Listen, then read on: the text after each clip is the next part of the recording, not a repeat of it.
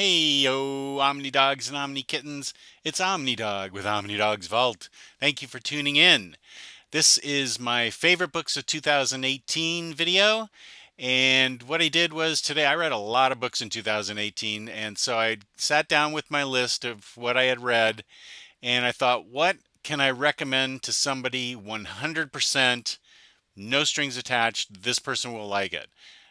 These are the books. Now, I'm not guaranteeing you're going to love them, but I think they have the most mass appeal, but are still challenging enough that they're not just dumbed down. These are the books that I think everybody should like, and you can go out, buy it, and say, oh, yeah, OmniDog, that guy's right.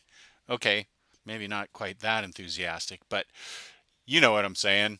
So we'll start out with now, not all these books were written in 2018, and they would not all of them were necessarily released in 2018. Let's start with our first example. This one in Eisner back in 2016 was named one of the 10 best comic books of 2015. So The Spire was an undiscovered delight for me, or a discovered delight for me in 2018, and turned Cy Spurrier into a guy that I really am going to be following everything he writes. I've reviewed this book before, but in a nutshell, let's see, the back says the Spire is a mountain of metal and stone, a vast city that rises out of the middle of the radioactive desert. Filled with twisting tunnels, grinding elevators, and ancient machinery, blah blah blah blah blah. It is home to over 1 million human and non-human residents. Shah, the last of the species known as the Medusae, is responsible for keeping the hodgepodge of forgotten technology and new biology safe as commander of the City Watch. But some murders happen, some intrigue happens. There's lots of prejudice, and the art is really good. There's all kinds of fantasy creatures. It's a strong female protagonist in the main role. This is a great book. It got its way onto my. I used to have a top 10, but because of this book and another, I now have a top 12. So I highly recommend for 2018. Well, now it's 2019. You go out and get The Spire. Wonderful book. Loved it. Another book that this one was published in 2018. And this took me by surprise too because I didn't know anything about it, but it's written by Kelly Thompson. She is awesome, and she wrote Jessica Jones' Blind Spot, which I believe came out digitally first. This is Jessica Jones as she's being framed uh, with a woman's murder, and Doctor Strange is involved in it too.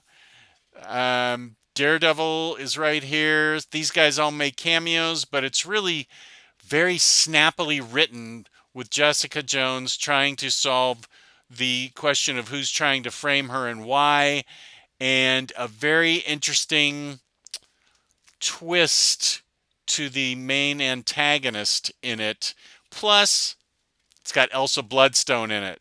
And Elsa has a lot of time in this book, so she's great. Highly recommend Jessica Jones' Blind Spot. Kelly Thompson, nailing it. Nailing it. Here's a book that everybody already knows about. I think it's even being made into a movie. But I read it last year, so it counts. That's Donny Cates' God Country. Um, an old man with dementia or Alzheimer's comes into possession of the fallen sword of a god, and it changes his life and the people around him, his family. And it's a very interesting, intricate, fun tale of what happens when this guy gets not only his memory back, but super memory and superpowers and this giant sword. The color palette's really cool. The art's great. Donny Cates, this was the first Donny Cates I ever read, and he deserves every bit of accolades that he gets. This was great. Y'all need to read God Country. Here's another book that will come as no surprise to you that I liked because it's huge. It's been talked about a lot, and I reviewed it. I think I reviewed it back in 2017. Gosh, the year was so long. Maybe I did review it last year. I can't remember. But it came out in oversized library edition, and that's Black Hammer. Look how big and beautiful this book is. This is, as you can see, the size of the Hellboy editions. So it's by Dark Horse, and it involves these people, um, these old superheroes get banished to a farm that they can't escape from. And it's a real love letter to 60s Silver Age books. It's like the best of 60s Silver Age concepts with not all the wordiness, with a modern sensibility, and really crisply written by Jeff Lemire, I believe. Yes, with art by Dean Ormston. So this book nails it. Gee, I already used that phrase, nails it. I'm sorry, I repeated myself. Okay, it really gets it. It's just a brilliant book, well written, engrossing, and with dynamic art. This thing crushes it. I'm coming up with more adjectives. So, this is a highly recommended book to anybody that likes comic books. Black Hammer for 2000 best of 18. These were recommendations. My friend Riley Moore recommendations. He recommended the Thanos books that came out last year. And that's what I like about Marvel and DC. They put out these thin trades, and I can really bang them out in under an hour and just say, okay, I read a book. And it's not a big, thick omnibus that takes me a couple days. I can read this thing quickly. You don't want to read these things too quickly because they are great. Thanos Returns, Thanos God Quarry, and the best book of them all, Donny Cates' Thanos Wins. These others are by Jeff Lemire, and this is by Donny Cates and features the introduction of Cosmic Ghost Rider. I really enjoyed Thanos Wins. I also enjoyed these first two books a lot. If you're a fan of Thanos or Cosmic Marvel, you want to pick these 2-3 books up because really good. I've been reading an awful lot of Thanos lately, and I'm kind of OD'd on him, but these are fresh and brilliant, and I really liked them a lot. Best of 2018, the 3 Thanos books from Marvel. Volume 3. This is one that's not a surprise to anybody. Everybody knows about this book, but in case you don't know about this book, Monstrous Volume 3. I don't even know where to begin to tell you about Monstrous. It's fairly complex what's going on in it. There's a monster living inside this woman right here called Micah. She's in a warlike situation. And it's a fantasy book written by Marjorie Liu with wonderful art by Sana Takeda. And I will be upgrading this when it comes out in oversized hardcover. I'd love to see it in just one of those Rick Remender size books because this art is great. There's 3 volumes so far. This was the 3rd volume that came out. I highly recommend if you're into fantasy slash horror slash interesting books. This thing was, yeah, it's called epic fantasy, and that is a great way to put it. She's got a little fox friend. The cats are all sentient. There's all kinds of interesting stuff going on here. I can't even squeeze it into this tiny little review, but trust me, Monstrous is the real thing. I love this book. Okay, continuing with Best of 2018, it seems we're going to be getting one of these a year, which is really a tragedy. If only I spoke French, it's already up to 4 books that have been released. but the English translations take a long time apparently. Talking about Castle in the Stars. It is a European book put out by First Second, and this is a beautiful book, and it's the second book in America about the space race back in the 1860s. So it's very steampunky, and this involves the race to the moon and what the king wants to do when he gets to the moon. This is actually a good all ages book. It's appropriate for all ages, and the illustrations are great. The writing is really good, really good. I can recommend this to everybody. This is Castle in the Stars, The Moon King. Love this book, and I'm sad I have to wait till September of 2019 for volume 3. So I'm not going to be filing these books away. I'm going to need to read book 1 and 2 again so I'll know what the heck's going on in book 3. Another book that was great that I just reviewed a couple days ago, SheHulk by Mariko Tamaki. This deals with She-Hulk after Civil War II, after Bruce Banner's been killed, and basically She-Hulk is suffering from PTSD in a very real way. So you see a superhero that's having undergone deep psychological trauma and how she deals with it in her everyday life and in her superhero life. And I thought this was really well done. I really thought it was amazing, this first book. The other two, I haven't read volume 3, and volume 2 is also very good, but this one really stands out. The First She-Hulk by Mariko Tamaki. Here's a book I loved by the fabulous Mark Russell.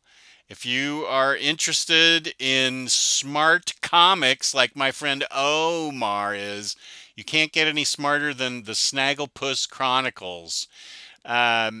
Set in the 1950s America when the House on Un-American Activities Committee was in full force rooting out communists in the entertainment industry and everywhere else. Snagglepuss is the gay Southern playwright who is pictured in as a pink lion. And he's got pink fur and it's a red scare, it says on the back. And this is, you can't get any smarter than this comic. Very sharply written, really well done, lots of fun and interesting stuff, and I dug the heck out of this book. Snagglepuss Chronicles definitely details what it was like back in the 1950s when you were people were trying to get caught up. The Senate was trying to snag people for possible ties to communism, and it's just there's all kinds of characters in here from the Hanna-Barbera episodes, and I just really dig it. Exit Stage Left, the Snagglepuss Chronicles. One of my favorite books of the year. Really wonderful. Put out by DC. Here's the other book that bonked into my top 12 that used to be a top 10. All New Wolverine. There are 6 trades of this. I am sure there's going to be an OHC/omnibus. It's going to be hard for me to pass up that omnibus because this is Laura/X23 at her best. This is written by Tom Taylor, and all 6 trades are really riveting, ripping fun, funny, zippy. They introduce the character Honey Badger, who's Wolverine's clone, and Honey Badger actually has a pet Wolverine, and it's just Honey Badger has all the funny lines, and it is actually one of the most fun romps you can have. I highly recommend All New Wolverine, and if you have a problem with calling her Wolverine, just consider it X23. Fabulous. It's in my top 12 of all time, and it made my best of 2018. Here's a book I just reviewed, and boy, do I like it a lot. I loved Scott Snyder's Batman, but I am madly in love with Tom King's Batman. And this is volume 3 of Tom King's Rebirth Batman. Now, you do, of course, have to have read the first two so you can figure out it's they're standalone stories that are kind of in a continuing form. So you do have to know what's going on ahead of time, where things are with Batman and Catwoman, um, because that is definitely a theme in this book. And it includes the double date with Lois and Clark at a carnival. And it also includes uh, Batman Annual number 2, which I don't want to spoil it for you, but had an ending that made me cry. Only the third time in comics I've ever cried. So I love this book and highly recommend that you guys get Batman Rebirth Deluxe Volume 3. Tom King absolutely is taking this character in new places and giving a lot more color to the life of Bruce Wayne. Um, these next few, I don't want to make this video too long, so I'm gonna kind of buzz through these next ones. But these are all great books that I've reviewed recently, except for Supergirl being super. Well, yeah, no. Skyward, I just reviewed. Gravity all of a sudden stops existing on Earth, and everybody has to adjust. Wonderful book. I love this. It's by Image. It's cheap. But it's great, interesting science fiction that you would got a great science, got a great strong female protagonist in it, and I loved this book. Skyward, there's no gravity, how she learns to deal with it growing up in a world without gravity. Great book, Skyward. Next, I just reviewed recently Kill or Be Killed by the fabulous Ed Brubaker and Sean Phillips. A guy tries to commit suicide, is saved by a demon, and the demon says, "A life for a life. You have to go out and kill bad guys for me, or I'll kill you." And so that's what he does. Goes out and actually kills bad guys, but there's a lot more to this story. This is one of the most deeply complex psychological crime stories I've ever read. A plus. Ed Brubaker and Sean Phillips knock it out of the park. They do a great job on this book. Cy Spurrier makes another appearance with Coda, which I just recently reviewed. In a fantasy world, all of a sudden magic disappears and only certain elites have it. Where do they get it and how do they use it? Um, the the central conceit is that the guy is out looking for his wife and trying to save her soul, and it is a really well done, really beautiful book. It's kind of a post-apocalyptic medieval setting, and it is really great. Cy Spurrier really knocks it out of the park amazingly well. Another book that I read and enjoyed and reviewed last year was Copperhead, which is basically a Western set in space with a sheriff on a mining town with all kinds of alien creatures and mysteries to solve. A plus on Copperhead. There's 4 books, and the main complaint is that it takes too long for these books to come out. So you're going to have to deal with that. If you like Copperhead as much as I did, you may end up being frustrated. And second to last, Supergirl Being Super by Mariko Tamaki.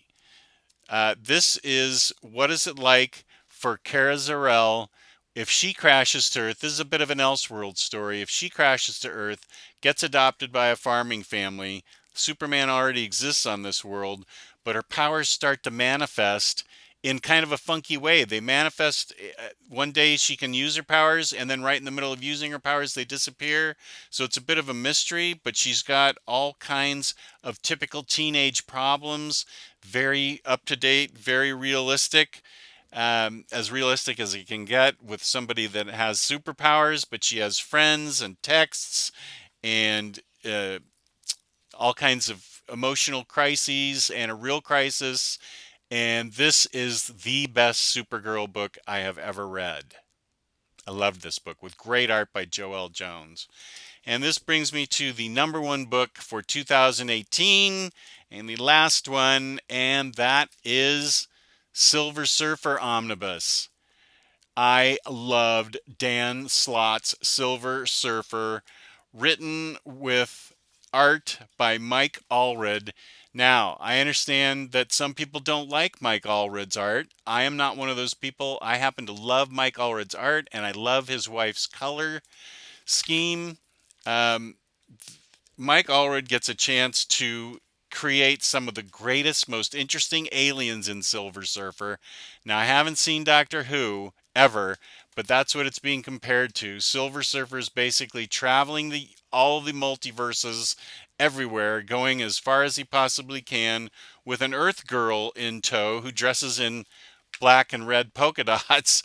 Her name is Dawn, and she gives uh, Silver Surfer more humanity than I've ever seen before. It's the most interesting, intricate Silver Surfer I've ever read, and it's got lots of humor, lots of sadness, a lot of emotional feelings are pulled out of you in this book, and it's really um, just the greatest book, certainly the greatest Silver Surfer book I've ever read, and it is just super fun. I cannot emphasize how much fun this really is. Um, it is a blast to read. Just an absolute blast to read. They visit various worlds, various universes, go back to the birth of Galactus, see a reformed, interesting, newer Galactus. They go back to the point where time, before time even exists. It is amazing. It is amazing. And it is one of the second times that I've ever cried at the ending of a book. This is a book that I cried at the ending, and it's because I was so emotionally invested in this book. I got so into the characters that I just absolutely adored it. This is the book for you if you like Silver Surfer, if you like fun art, if you like fun stories, if you like to have fun. Silver Surfer by Dan Slott and Mike Allred and Laura Allred is absolutely 100% my favorite book of 2018. Thank you for tuning in. This was a long video, I apologize, but thank you for tuning in and hanging in there through this video. Please subscribe, please hit the like button, and thank you for tuning in. I really appreciate it. Peace and love, peace and love.